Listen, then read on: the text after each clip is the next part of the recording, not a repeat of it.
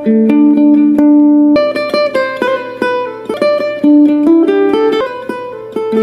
Everyone, welcome back to my channel. কেমন আছো তোমরা সবাই? আশা করি সবাই খুব ভালো আছো, আমরাও কিন্তু ভালো আছি।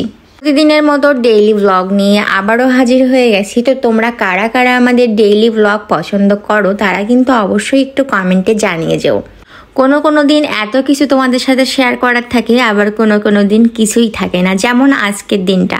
ডেইলি ব্লগ মানে হচ্ছে আমি ডেইলি যেগুলো করি সেগুলোই তোমাদের সাথে শেয়ার করব। তো প্রতিদিন আমার একই কাজ হয়ে যায়, মাঝে মাঝে ভাবি এই একই কাজগুলো কিভাবে শেয়ার করব।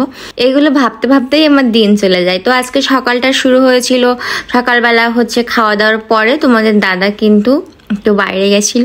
তো বাইরে যাওয়ার পরে আমি আমার কাজগুলো সেরে রান্না বান্না করে গুছিয়ে রেখেছিলাম। তারপর তোমাদের দাদা এসে বললো খেয়ে আসছে। ও অবশ্য ফোন দিচ্ছিল যে আমি খেয়ে নিচ্ছি, তুমি খেয়ে নাও, কিন্তু আমি ফোনের পাশে না থাকায় আমি আর বুঝতে পারিনি। পরে ও আসার পরে আমি একা একা খেয়ে নিলাম। খাওয়ার পর আমি কিন্তু ভাবলাম একটু খুশি আর হাসিকে নিয়ে ছাদে যাই। তো ওদের ডেকে নিয়ে আমি কিন্তু ছাদে আসছিলাম। আর ওরা একটু বাইরে আসতে ভীষণ ভালোবাসে, কারণ সারাক্ষণ রুমের ভিতরে থাকতে ওদের খুবই কষ্ট হয়।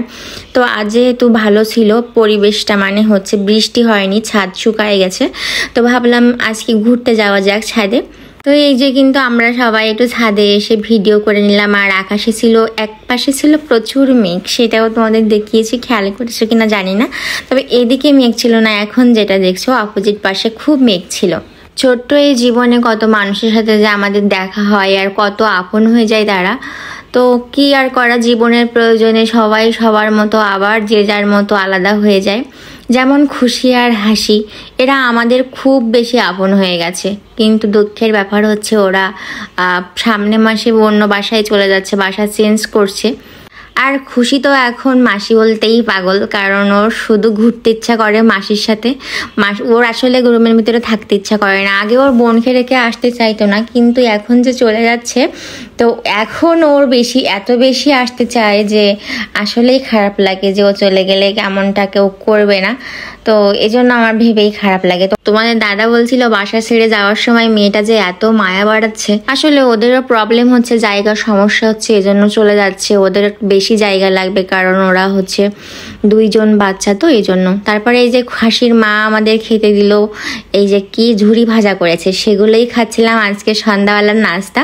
তো খুশি কিন্তু আর রুমে যায়নি, ও আমার পিছন পিছন চলে আসছে আমাদের রুমে।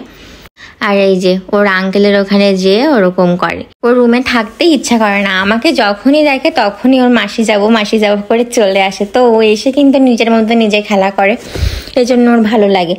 তো এভাবেই করে আমাদের দিন কেটে যাচ্ছে। কেমন লাগলো আজকের ব্লগটা? যদিও তেমন কিছু শেয়ার করতে পারিনি, তারপরও ডেইলি ব্লগ দেবো তোমাদের কথা দিয়েছি, এই জন্য এটুকুই শেয়ার করলাম। আর আমার এই ভিডিওটা যদি ভালো লাগে তাহলে লাইক কমেন্ট করে যেও, আর যারা ইউটিউবে দেখছো অবশ্যই একটু সাবস্ক্রাইব করে যেও। তো দেখা হচ্ছে নেক্সট ব্লগে, সেই পর্যন্ত সবাই ভালো থাকো, টাটা।